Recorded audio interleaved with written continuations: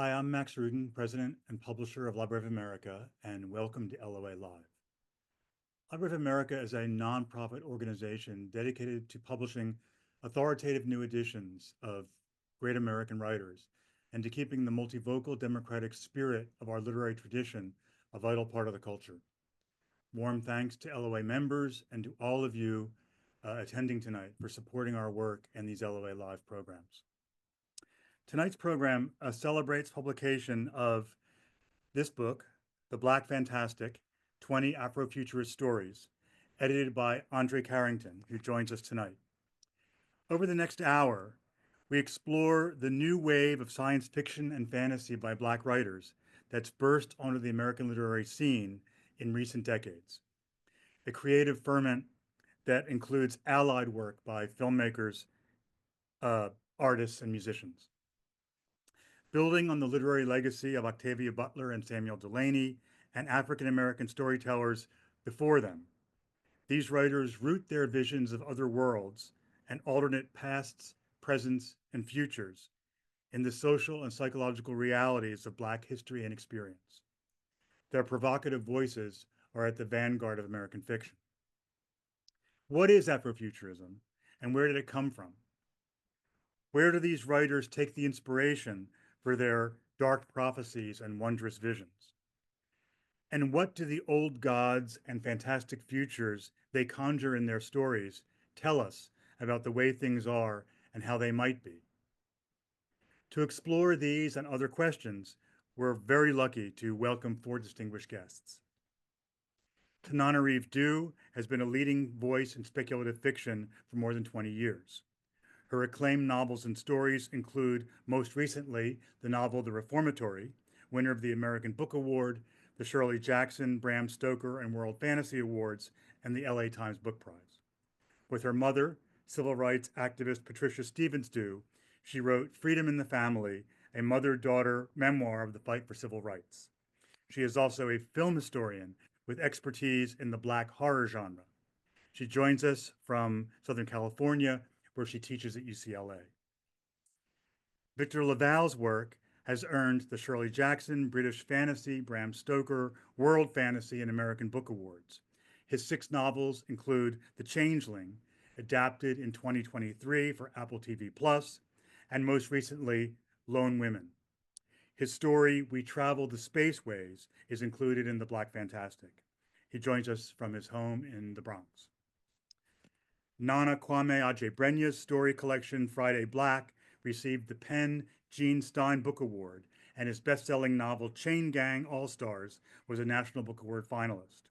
His story, The Hospital Where, appears in The Black Fantastic, and he also joins us from the Bronx. Our moderator, André Carrington, editor of The Black Fantastic, is Associate Professor of English at the University of California, Riverside, where he directs the Speculative Fiction and Cultures of Science program, and he's the author of Speculative Blackness, The Future of Race in Science Fiction. He joins us from Riverside, California. We welcome your questions and comments and invite you to share your name and where you're tuning in from. The Q&A button is on your menu bar. Now, please welcome Nana Adjei-Brenya, Tananarive Due, Victor LaValle, and André Carrington. Over to you, André. Thank you, Max. Thank you, everyone, for joining us. Thanks to the fellow panelists, the authors, for being here. And let me just say a special thanks for this occasion. As a professor, I don't often get a lot of time to connect with working writers, and it's a privilege and a pleasure to be in dialogue with you, to share your work with more and different readers outside the classroom. And I also want to thank the cover artist who we commissioned for the cover artwork of this book, Stacy Robinson. And I'd also like to thank my science fiction studies colleague, Professor Lisa Yazek, whose anthologies, The Future is Female, have really shown what an appetite there is and what a legacy there's always been for a variety of different voices in the science fiction and fantasy genres. This is something that Tananarive and I talk about all the time, and we're really lucky to have such excellent colleagues doing this creative work. I would like to start out with a question for Nana and for Victor, and that I will then throw to Tananarive. And that's do you have a favorite story in this collection, or maybe a new discovery, a story or a writer whose work you hadn't read before?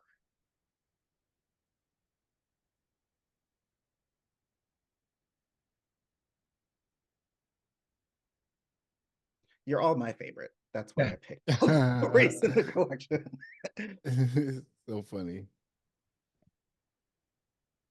Well, I'll jump in only to say, so I had to request this is a very boring sort of uh thing that most of the audience probably didn't care about all, but like all my copies of the book went to my agent instead of me. So I first got the book as a PDF day. So but the exciting thing to me was like I mean, maybe on some level I felt as though I would probably know everyone who was in the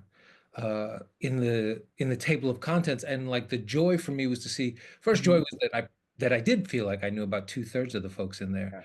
But that there was another third, quarter to a third who felt like new discoveries for me. So folks that I was really excited to read, but like even of the list of the folks who I did know, like P. Jelly Clark's The Secret Lives of the Nine Negro of Washington is just truly, truly great. And then The Ones Who Stay and Fight by N.K. Jemisin, I feel like those are two top of the list. Ones that I knew already, but I loved dearly. Oh, wonderful.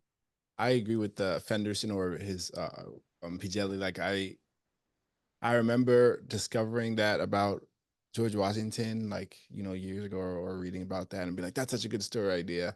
And then searching, and then it's like, yeah, it is a good story idea because someone did it. And my guy Tochi is I'm always happy. I feel honored just to be among such incredible writers. So I felt very moved and honored just to be, considered in that space, whether it's Tochi, N.K. Jemisin, Victor. It's all pretty awesome. But it was cool to. I'm friends with Tochi as well, and it was nice to see him in that. Oh, wonderful. So, Tananarive, did you discover anything new seeing this collection, seeing the table of contents? The thing that strikes me the most is that it's a very inclusive anthology, that it has writers, Black writers from all over, which is how I approach Afrofuturism when I teach it at UCLA. It is widely deemed to be an African American phenomenon, but I teach it as a diaspora kind of. And not that African futurism and African Jujuism are not real, but I'm just delighted by it. It's picking favorites. I mean, there are some new names in here to me, so that is exciting to see people entering the field that I don't even know about, as someone who's taught for a long time. So I'm just going to leave it at that. I mean, of course, Nala Hopkinson is a very established name, but I love the brevity of that story and the wonder, like just cause there's an elephant, because I say so, that's why. And I really also love We Travel the Spaceways, I have to admit. I know that's appeared elsewhere, but yes, I just think this entire anthology is a surprise, and not because the writers are so excellent, but just every time we unveil our peacock colors, it's always just such a delight. Yeah. It's amazing to look inside a book and see your friends. That's pretty cool, to like look inside a book and make new friends. That's it's an amazing experience. It's one that I hope many, many more people have. I wanted to ask, actually, before I ask you, Nana and Victor, something a little more specific. Tananarive, you and I think are people who look at Afrofuturist as a label in a really flexible way. It's kind of it's what Linda Martell says on Beyonce's country album. The genres are a funny thing, that they seem very simple, but some people feel confined by them. And for me, I try to encourage my students, and I try to use terms like Afrofuturism or speculative fiction just to encourage people to think speculative possibilities, things that we don't know are true or not, things that could be true, things that haven't happened yet, the supernatural in the present and in the past, that all of those are really constructive for thinking about. Can you say a little about how horror fits into that for you? I would love to. Horror often gets forgotten in the Afrofuturism conversation because it is such a strong subgenre all by itself. And my basic definition of horror is that it's an emotion. So that there are several works that could qualify as horror, depending on, the eye of the beholder, which is what all art is, right? But much of it is fantasy, imaginary creatures. If you don't believe in zombies, for example, I know some people do, not trying to step on any toes, but there are a lot of imaginary creatures in horror. And I think the one thing that horror is best at, and what keeps me coming back as both a creator and as a reader and viewer, is human resilience. Afrofuturism as a whole is very much imagination and, past, present, future, all existing in the same moment, planets, societies. But horror really focuses in on that instant in which a character discovers they are up against something bigger than themselves, something they didn't know existed. They didn't even know there was a demon or that there was any such thing as a demon. Yeah. And now by the end of the story, either they've learned how to vanquish it or they didn't, but either way, there's a lesson in there about standing up. And I think that's the nutrient that I love the most about horror, because life is scary. Life is especially scary right now. And while the whole of Afrofuturism helps us process and contextualize, like you can remember, well, we're going through a bad moment now, but what about, your great grandmother and all that kind of thing. But it's horror that makes us confront the beast, whatever the beast is, and find out who we are. Find out who we are. Are we the trip and fall, hide under the covers character? Hopefully not. You have, pick up a weapon, pick up a spell book, stand up. That's so vital as a nutrient. I love that. It's a vitamin. It's a naturally occurring. Too much will kill you, but you need enough of it. Right. I really dig that. I'm gonna take that. I'm gonna credit you. Same. It Same. occurs. Yeah. Credit where credit's due. It occurs to me when you say that Nana and Victor, both of your stories in this collection, they give us narrators who do encounter something otherworldly, do encounter something beyond what we might assume is natural or rational, but they don't succeed by like fighting it. They deal with it. They go on with it and deal with what it means. And I wonder if that's a pattern that you notice, if it makes telling the story more interesting for you, or if there is something that you want narrators or heroes to maybe confront and maybe get past. This is such a good question. I'm already taking notes, because what you just said about horror as being about human resilience is a really, really nice frame for me to take in, because there's been times when I've been I think my relationship to the various labels that exist has always been kind of tricky for me, because I mostly learn or consider them after the fact, through criticism. That's been beautiful, but it's also it makes, sometimes I feel as if I'm pretending something, or as if I didn't earn a spot in the space. But in horror is maybe the one I feel that the most about, when people think about some of my work as being in the horror tradition. But when I think about it in that sense of that resilience, I totally, really, really do see that, actually. And to answer you, so I really appreciate that. And I also will be citing you in the future for sure. I appreciate that a lot.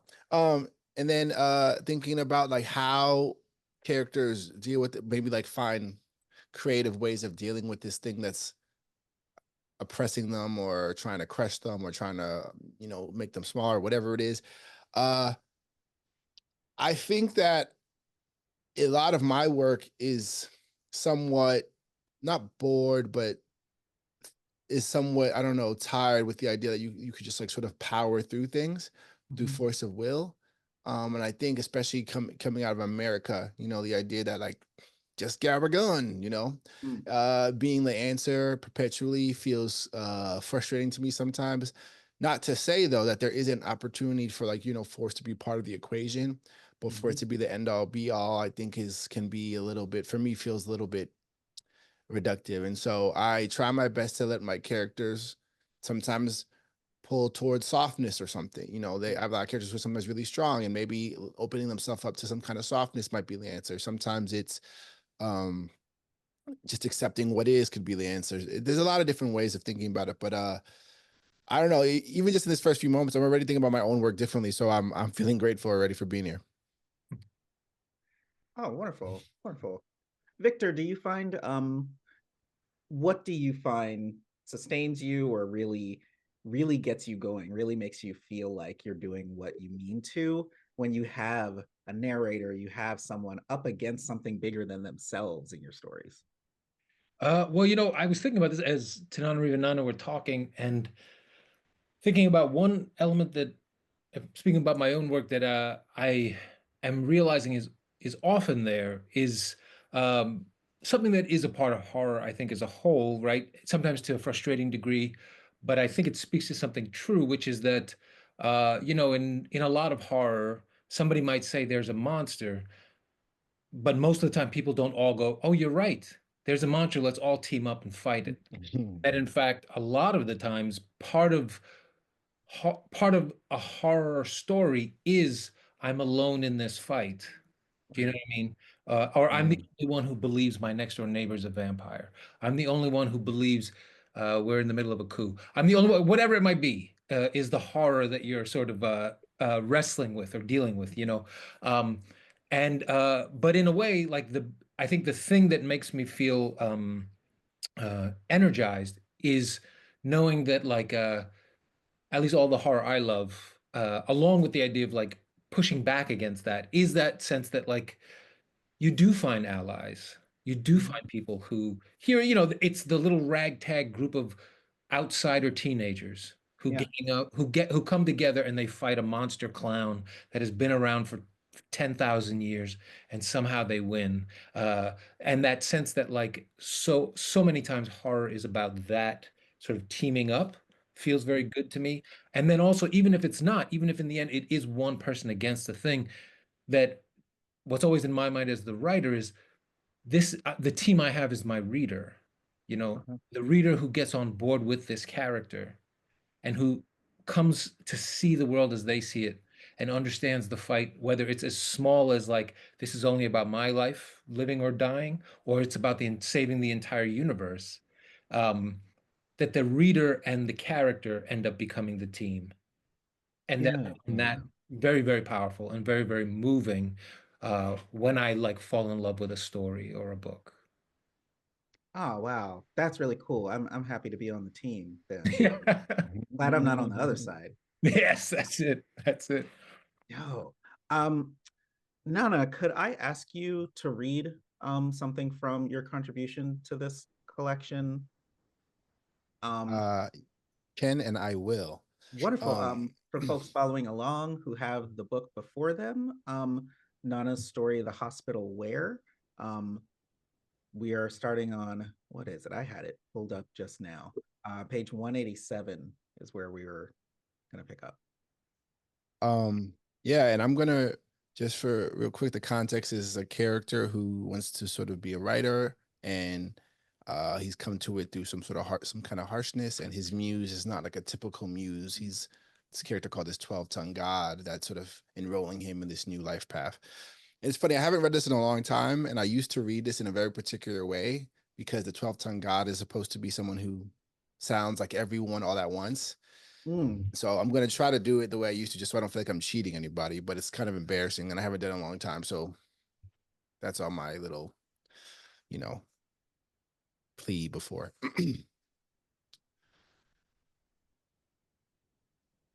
We'd been in a house that the bank would soon want back.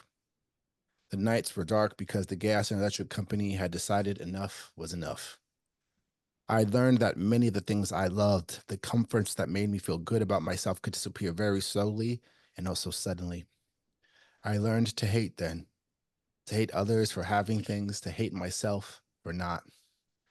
Then, one day, like an angel, the 12-tongued God emerged from the midnight black around me, as mysterious and vital as my own breath. I can give you new eyes that will work, that won't cry. I can put your hurt to use, 12-tongue said. I can give you what you want. After every other word, it pulled off a mask to reveal yet another beautiful new face. Its voice sounded like every voice I'd ever heard speaking at once. I can give you the power to be anywhere, to heal the world, to own time, to turn lies to truth, to make day into night and night into day. I nodded viciously. You will have the power to change everything, to make your life what you want. What do I have to do? I asked. Word, word. Wow. I was planning to ask how reading it makes you feel, but you disclosed a little beforehand, actually, that like that there's a bit of embarrassment in trying to take on that voice because it's intimidating. It's intimidating, and it's kind of like it's overwhelming to hear it. And so it must be overwhelming to try to bring that voice to the page. Yeah. And I don't know why. I mean, I think I'm just a ridiculous person, so I just make Sure. things harder than it has to Sure. be, number one. But I think it's interesting because that story does have this entity that seems like it's like almost like the kind of horror story where like a genie comes, but it's one of those like fucked up, I'm sorry, excuse me, like bad genies that it's like that kind of thing. And it really was a lot about my relationship to writing and how I came to it from like sort of this harsher place. And I think it had to feel really overwhelming and a lot. It had to feel like big. And it also felt like to me, that story, even though it's surreal and speculative and Afrofuturist, it's the most real story in the book. It's almost like a memoir-ish to me. And that's part of why it feels like it's a challenge. So I'm glad you having me do that. I haven't done that in a while. It's a little rusty. I used to be like more, but anyway, sorry. No, word. I am Amazing voice. to help practice it too. It gives me a little bit of Octavia Butler's story, The Book of Martha, where an author encounters God in a dream, and God is going to give her, the ability to change the world. But that's to be yourself in the face of that is what's really challenging, to really confront, what do you want to do? That is an Yeah. enormous ask. It's the only story from my first book that I think will get like a sequel in my next book. And I think because that was like at the very beginning of the whole author thing. And now I'm still in the beginning relatively, but I'm a little more in and I have more feelings. Oh, wonderful. Thank you. Thank you. Thank you. Victor, could I ask you to read from We Travel the Spaceways? Sure. I'm happy to read. And I guess I will give a little context as well, Thank you. without spoiling anything for anybody. I guess the narrator of the story is a man who's living on the street who would be categorized as perhaps schizophrenic or having visions, things like that, whose nickname is Grimace because he wears a purple coat and he's very big. And that's the only name he has. And he's living on the street. He believes his soda cans that he carries with him, are speaking to him and giving him messages, telling him things that he should do. And he believes those messages are coming from, for lack of better terms, the ancestors who are floating in another galaxy, a million light years away. And so one of the questions in the story is he actually getting communication from from his ancestors who are already traveling the spaceways, or is he delusional? And in this little bit I'll read, he believes he makes a trip to where the ancestors are in their space city. Word. This is on page 335 if people have the book and want to look at the text. UI Scuti sits in the Scutum constellation. Scutum is Latin for shield. We're farther away from it now, I said. I stood at the viewing station, but I wasn't alone. Behind me, beside me, there were others, but I couldn't turn away from the sight of the star. I had the impression the others wouldn't let me turn either, as if I wasn't prepared to see them yet. But if not now, when? It's collapsing. When it becomes a supernova, we'll recharge the cells. Cells in your bodies? I asked. No, in our vessel. The viewing station appeared to me like a soap bubble tethered by a walkway that seemed as fine as fishing line. We were inside the bubble, at a distance from a ship, or no, something too massive to be described as a ship. The bubble extended and floated at a distance so our readings would not be disturbed by the vessel's frequencies. I want to see it collapse, I said. I want to stay. Let me stay, I begged. You aren't even here yet, signalman.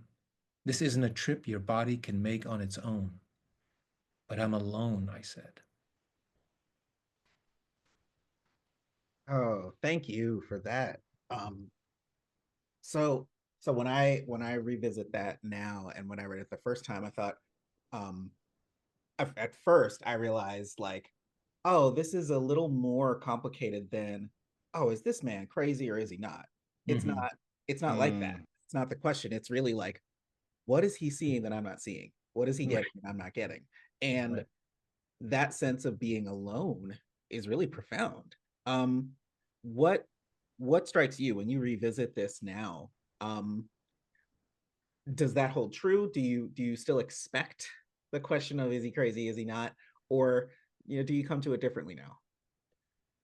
Well, in a lot of ways, so maybe to speak as vaguely as I can, I come from a family with a fair bit of neurodivergence, what used to be called mental illness, yeah.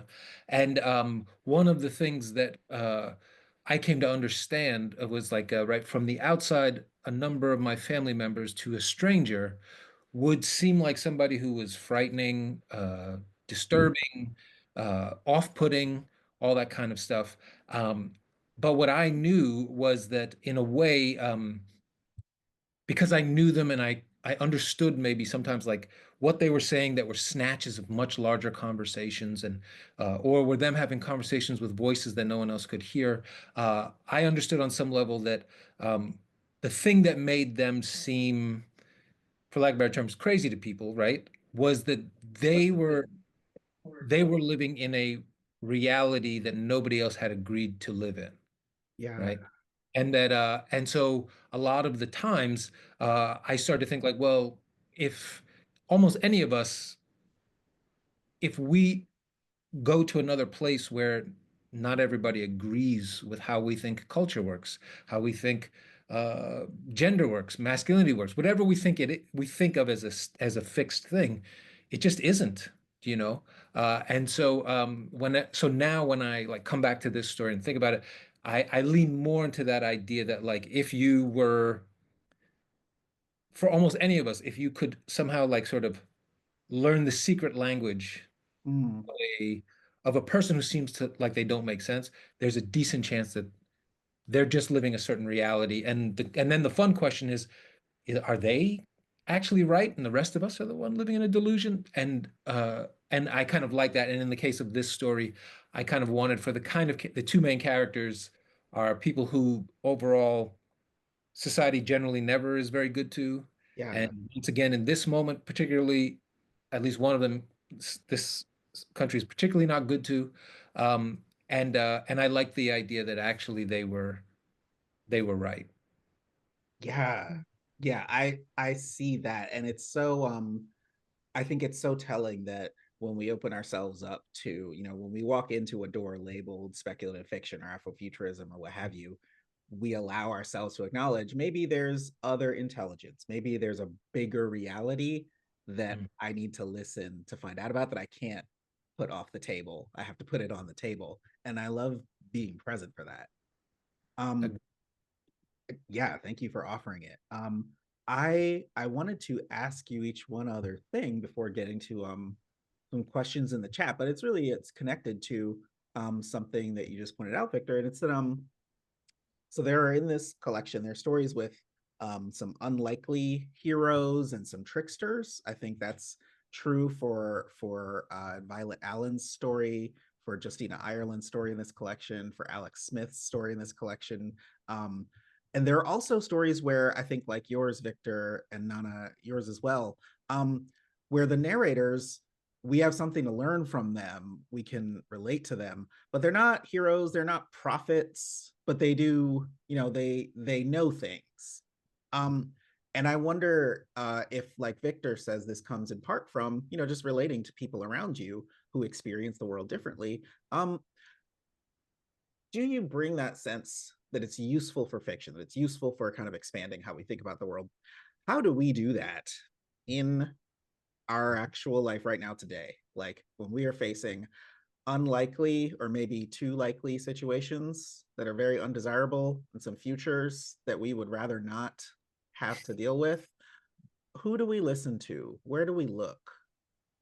This is such a good question. And before I try to give my answer, I just want to mention again, the story Victor just read, and with this intentionality, I think that's just such an important thing. And it's a really clear example of how stories can do the really important job of creating space and reminding us that things don't have to be exactly the way they are. I also have a lot of serious mental health conditions in my family. That's sort of life defining for me. And that idea of just taking someone serious, that compassion, that willingness to look, because mostly our primary response is not looking, or if we do look, it's carceral to those with serious mental, I'm talking especially if you get into sort of schizophrenia or those type of issues, which again is sort of big in my family. I think just that story existing and someone getting a chance to read that does something really important, because again, it's asking someone to just imagine a little bit differently, imagine a little bit off of what you already are doing. And I think that's really important. And so in terms of what can we do, I mean, in the context, the word is obviously horrifying and in all these different ways, because of politically, but also just there's just so much horrors. But I've been thinking a lot about where does hope sort of come from, and maybe more important than hope, faith. Where do you get it from? How do you mine it? And I've been I've been thinking a lot about this study. There's a professor named Ellen, I think Langer. She's out of Harvard. She does psychology studies. She's famous for this counterclockwise study in which a bunch of men in their 80s stayed together in this space. They retrofitted the house to make it seem much it was much younger, much further in the past. Say they did this in the 2000s, they made it seem like it was in the 60s. They had them use language they had used before. And in a very short amount of time, an insanely short amount of time, a lot of these people physically changed. They got younger. They moved differently. They looked visibly differently. She does a lot of work with how thoughts affect your outcomes, and placebo, or what she calls nocebo effect. There's another version of a study where she had 2 sets of housekeepers. I'm going to try to keep this quick. And it's this 84 of them, 42 of them were told, oh, the work of being of that you're doing, cleaning these houses and keeping everything tidy, is exercise. That's physical exercise, and you're gonna get benefits from it. Then the other 2, sort of the control group, they said this is not exercise, but they were doing the exact same work. The group that did do that was told that this is exercise, they lost weight, their waists got smaller, they got stronger because they believed it. So I guess what I'm saying is that where do we look? I don't know altogether, but wherever, look to places that help steel your sort of inner faith, and know that faith kind of can serve itself if you allow it to blossom and grow. It can help in an actual, really real way. And I like to use that example because it's for me, it reminds me that believing in what I believe is possible makes it more possible. And so when I believe that it comes from, I can be in this space where I know people are doing that important work. Like I say, even hearing Victor talk about that, I actually feel kind of moved in this moment, because it's a very important thing that people don't talk about enough. And that helps me feel more steeled with the thing I'm going to try to do next. And think, you know what, I don't know what all we can do about this and that, but I do know maybe for sure that we can change the general perception of those with serious mental health problems, because I've already seen someone try, and I've seen it even open my heart a little bit. And then so those things are huge for me. And I've been resting on those a lot right now. I'm sorry, because I've been thinking about this like right now. So, but anyways, that's something for me. Thank you. Thank you. Victor, did you want to follow up on that, or just let Nana drop the mic on it? I'm sorry. I feel like that study sounds amazing, and I feel like I need to look it up. And Her book is called The Mindful Body. Her last name is Langer, Langer. This is real for everybody in the chat or whatever, just so you know, I'm not just making this up. I love this question. Oh, yeah, Tananarive, where do you look? Do you think that by reading fantasy, by using our imagination, by reading science fiction, do we plan for the future by doing these things? Or, you know, I hope so. I hope we can. Yeah, that. It's interesting. I think I want to tie it, and I hope it's okay to jump out of order. There's a question that has to do in chat with whether Afrofuturism is a form of Sankofa, right? Looking back toward the past in order to carve a path to the future. And that is very, very much an aspect of Afrofuturism. And all of us will find hope in different places. You know, during COVID in 2020, a lot of people found hope in Parable of the Sower, which is a very grim book, but it has a nugget of hope in the Earthseed parables, one of which literally got me through the 2016 election. The only lasting truth is change. That was the only way I could make sense of it, was to remember the only lasting truth is change. And if that's helpful to anyone in 2025, take that and run with it. But it won't just be writing or engaging with works that are cautionary tales and warnings about where we're headed. Some people, I think, are fed also by visions of what we want to build. You know, there's always conflict and issues. I don't think there's any true utopian storytelling. I mean, I don't know. At least I don't engage with utopian storytelling. I haven't yet. If someone can point something out in chat that is like a beautiful utopian story that gets them through, let me know. But that undoing that knot of conflict, that knot of what's the issue and how do we solve it, for me, more and more, I am finding it is in history, and more specifically in Black American history. My novel, The Reformatory, was set in 1950. I'm writing a novel now, which begins in the 1920s. And I am in awe of what my ancestors did, of the art and the joy they created, the families they kept together, the children they helped feed when they had nothing. And that gives me a lot of strength. So yes, we are facing, in this way, at least, a form of unprecedented times. You know, I mean, there are aspects of our times now that are definitely unprecedented, but there are other aspects that are just the same, like Tuesday. You know what I'm saying? Like Tuesday from my great grandmother is what we're facing. So that gives me a lot of strength that we can create beauty that's lasting in the same way I'm still appreciating music that they were creating in the 20s and 30s and 40s. As writers, you don't know whose shelves your work ends up on and how it moves and inspires them.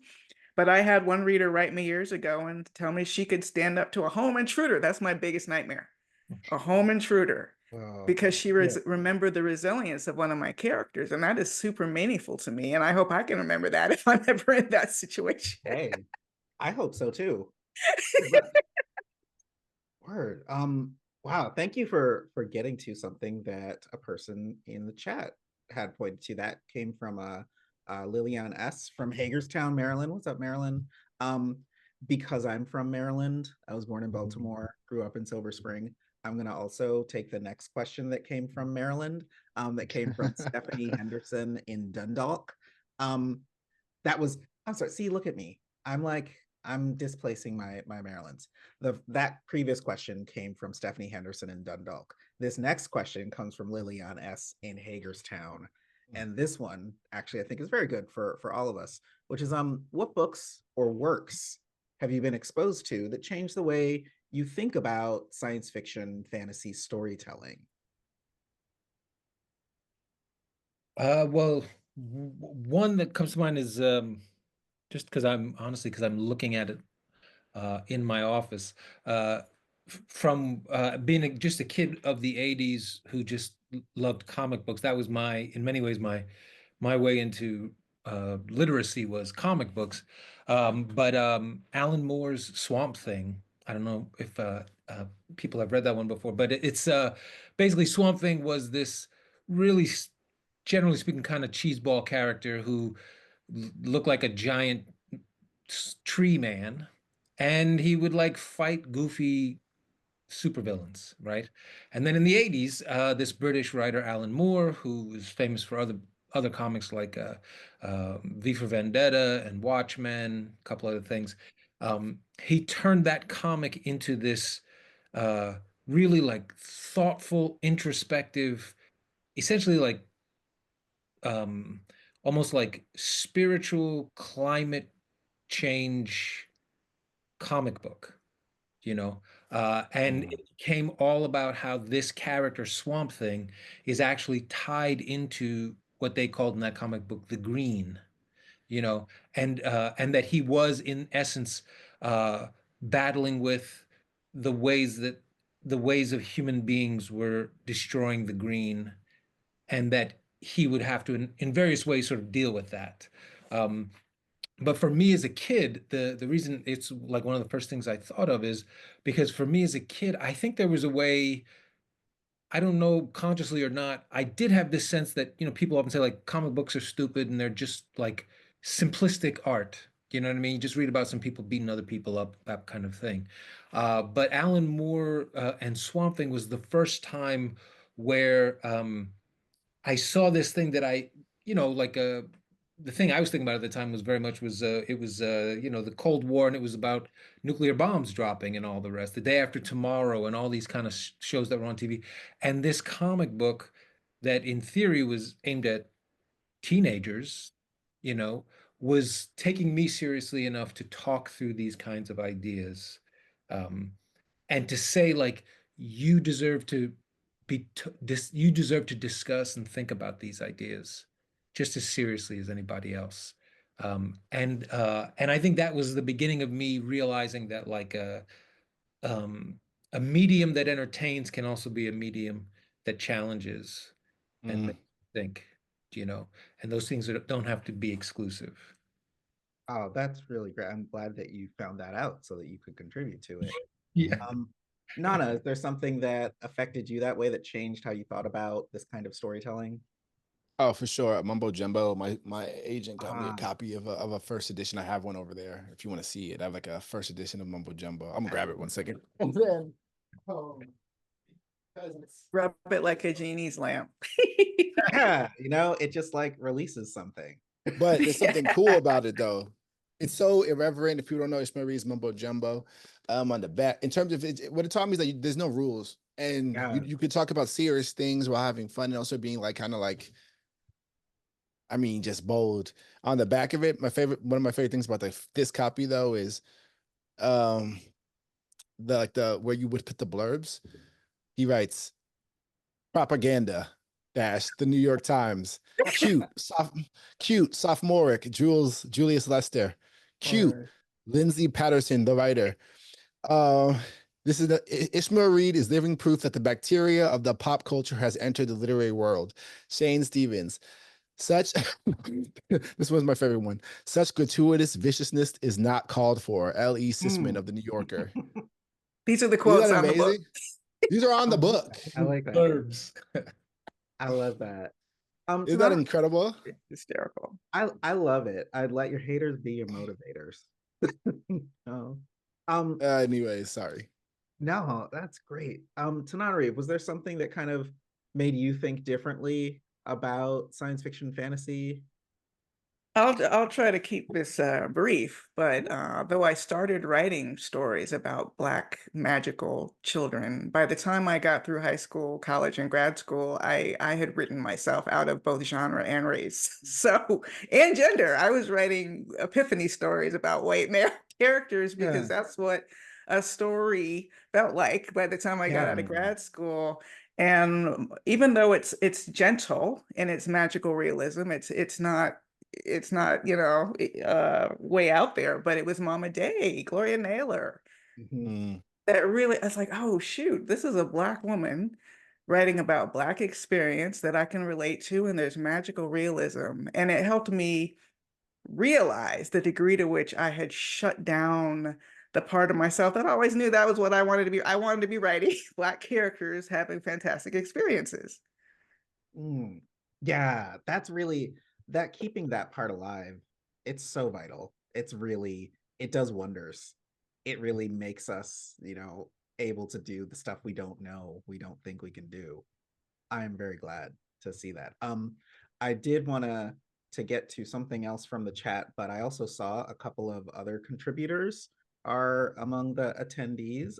Tara Campbell, author of Yeah. The Orb, and Jennifer Brissett, author of A Song for You. The Orb is one that, along with Matt Parr, the editor at Library of America, as we read it and considered what to include in the collection, it was one that really did something that I think is such a valuable model for what writers are doing now, which is messing with the realistic and unrealistic, the genre questions, the horrifying, the intense, the grotesque, but also there's just like confronting sexual harassment in there, which is like any story about a cult that doesn't have sexual harassment in it doesn't seem complete. And that story, it has it, and also it's weird as hell.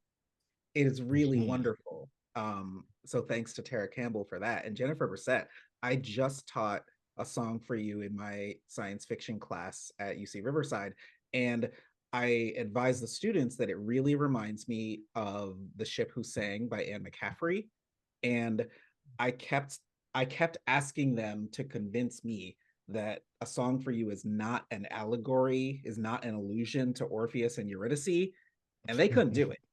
They couldn't do it. It's on really some next level mythology, and it really does that with an android and space and other planets. And I love that that breadth is in what people are writing today. I love that Black folks do all of these things. So I'm glad y'all are here. Uh, in the chat, um, there's a question from Jacob DeBrock. And it's this is a fun one. Do you think that Black Panther helped bring Afrofuturism into the mainstream? And more so along those lines, do you think that there are connections between literary Afrofuturism, between writing in the publishing world and the other world or the adjacent world of movies and big intellectual property?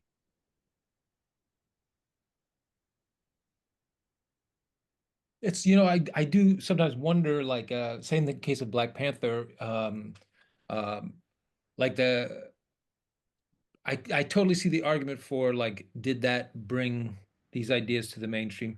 But there's another part of me that likes to think about the idea that a thing has been bubbling Mm, in the culture, like kind of at the edges, and that on a certain level, it takes 20, 30, 40 years of people sort of turning that on, like like raising the temperature of the fire so that it can reach that point, right? Like, so rather than it sort of like magically appearing, like acknowledging the ways that it is all these folks, all this hard work that people are doing at these edges, that is like slowly but sure, so that you get even like the idea of like Ta-Nehisi Coates writing Black Panther, right, needs to come from Christopher Priest writing Black Panther before that, and on and on and on. And then within the movies, I mean, I really don't mean this that facetiously, but I feel like you also have to give a little credit to, like, even to Action Jackson in the 80s, to Meteor Man in the 90s. I mean, Yeah. like, none of these things became the big thing, but they're all part of like us slowly getting to that point where even like a Ryan Coogler, who like there's a version of his story where he makes Fruitvale Station and he becomes a really thoughtful, realist Yeah. director who's doing this kind of, but that by that point, it was possible for comic book culture to be speaking in a way to the realities of the world and to these commercial sort of like all the stuff bubbling up, that they work together, you know. Anyway, so that's all to say, I feel like Black Panther is almost like the great grandkid who finally like uh who made it to the top, Yeah. and as opposed to just the kid who just appeared out of nowhere and was the one, if that makes sense. That's such a good analogy. It's such a tricky idea because, and actually love Ryan Coogler. I think he's one of the coolest people ever. I love what he's doing, and from Fruitvale Station till now, I actually think he's super impressive. Same thing with Michael B. Jordan. Same thing with everybody involved. That said, it's like that kid made it and then decided to work for Disney and was like a mega billionaire and kind of left that. Like, I think it's a weird thing that if you Google Black Panther right now, you get like a Disney corporation entity as like Yeah. a first image. You know, I think that that's tricky. I also know that, you know, Stanley and Jack Kirby were influenced by something. And so Yeah. they were trying to like speak towards something. It's just, it's tricky. I guess for me, the mainstream is interesting because, but to be included in the mainstream, you so often have to sort of, be, you have to sort of submit to this sort of these institutions that are very rarely, if ever, going to present ideas in a really radical or challenging way. And so it's a little bit, I mean, in some ways, yes, but then also, I guess technically, yes, it did help bring some ideas to the mainstream, but then that mainstream is often like, sort of like means so much dilution, so much gets diluted. Like, is it even worth it anymore? I say that with liking that film, and after my dad died, I cried watching the first one on an airplane again because whatever, African dad dead, whatever. I don't know. I'm just saying it's complicated. It is. Yeah, it 100% is. Yeah. That the mainstream, where is it? I don't know. A question that I wanted to get to before we conclude is really about the future. And you know, something that I hope doesn't deter people from reading and thinking about the collection is that Afrofuturism, one of the reasons I always feel comfortable using it, even when we're talking about, you know, alternate history in the past, is that it is in part about just a different relationship to time and history. Afrofuturist artist and activist Rashida Phillips just published a book called Dismantling the Master's Clock. She's sometime collaborator with Alex Smith, whose story Last Flight of the Unicorn Girl is in this collection from Philadelphia. Shout out Philly Afrofuturism. But what Rashida Phillips and Black Quantum Futurism and More Mother do in their work is really make use of the way that Black people, that different African communities of origin that we come from, conceive of time differently and don't necessarily use the same notions of causality and historicity to negotiate the present, to imagine the future. And that really resonates for me. It makes Afrofuturism it kind of puts an asterisk on the future part and makes it more useful in my mind. So I want to ask you all, what's in your future? What are you up to next? What are you about to do? Oh, well, I'm very excited. I'll jump right in. I just had my very first meeting to hire crew as a first-time director. So as of a short film, sweet. short film. But Steve and I got financing. It hasn't really been announced, so I guess I better not announce it here. But it's an adaptation of something we wrote of a graphic novel we wrote together. So if you know what that is, it's a short film adaptation of that. And very, very excited to find a new way to communicate storytelling. Oh, I love that. I love that. Victor, what is next for you? Well, I guess it's to your point about the past and the present and the future all melding together. I'm going to say what I just finished, which is last week we finished the last sound mix on the last episode of the TV show that I am putting out in September. It's an adaptation of one of my novels called The Devil in Silver. It'll be on AMC, part of their terror anthology series. I wrote it, show ran it, and really like all in on this thing. And we have it, and I really do. I mean, I'm biased, but I really think we made an amazing story. It'll be 6 episodes and it's done. It'll be out in late August or early September and then run weekly on AMC until the spooky season. And I'm really proud of it. And so I'm just very excited for that to come out. Oh, wonderful. Oh, that's so dope. Did I tell you the weird way that I've seen some of that script? Because I have a friend who was like, did I tell you about this yet? Oh, no. Anyway, I'll tell you later on. But I got to see a Okay. little bit because I helped someone do self tapes. One of my good friends is an actor. Yeah, and Did he made a uh, self-tape for it. You tell me, you'll have to tell me I'll another tell you time. later. Yeah. But I read the script and I read at least the sides, and they were amazing. So really, that's really cool. Um, it's funny, everyone's talking about screen stuff, and that's like the thing I'm working on most at the moment as well. I'm working at which is also why that's why when I say all that stuff I was saying about Black Panther, it's more like a warning for myself than like an indictment of them or anybody. Because of the nature of my last book, it could just be so bad and so wrong if you do it wrong. I'm working on the pilot episode for that right now, and I'm pretty much almost at the end of it. And they actually, like, I think right before here, they sent me like I got an email that, like at least the first phase, which means nothing in Hollywood land, is going to happen. So they're actually, but they're officially optioning it. And so we're going to try from here. So we'll see what happens. Good luck.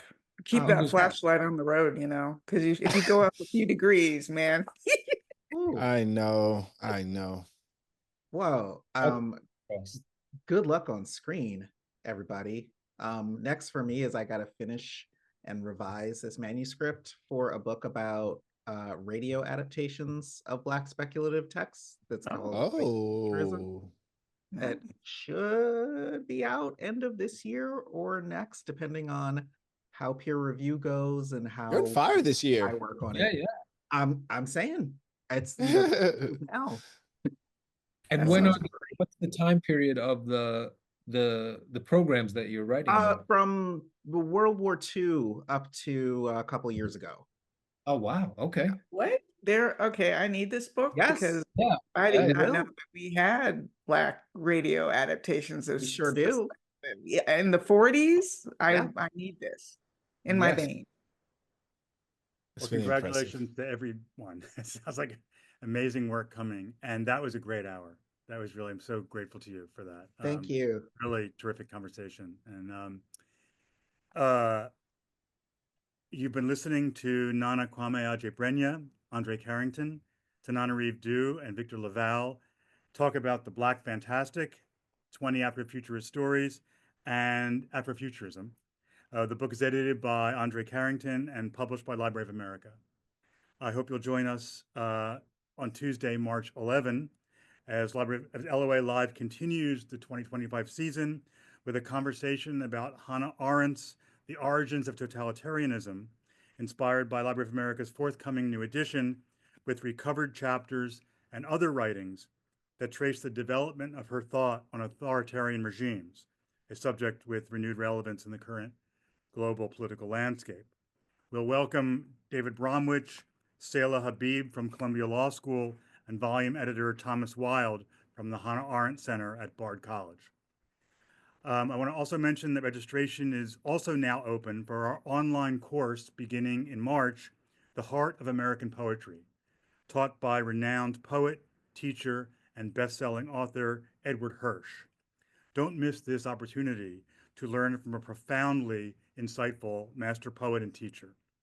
Details and links to register for LOA programs can be found on our website, loa.org/events, where you'll also find information about all the Library of America volumes mentioned tonight and links to purchase those and other volumes of great American writing. LOA Live is made possible with support from Library of America members and viewers. We're grateful to everyone here tonight for joining us. LOA members receive special discounts, including free admission to programs like this one, invitations to exclusive events, and other benefits, while supporting Library of America's nonprofit mission. You can learn more at loa.org/membership.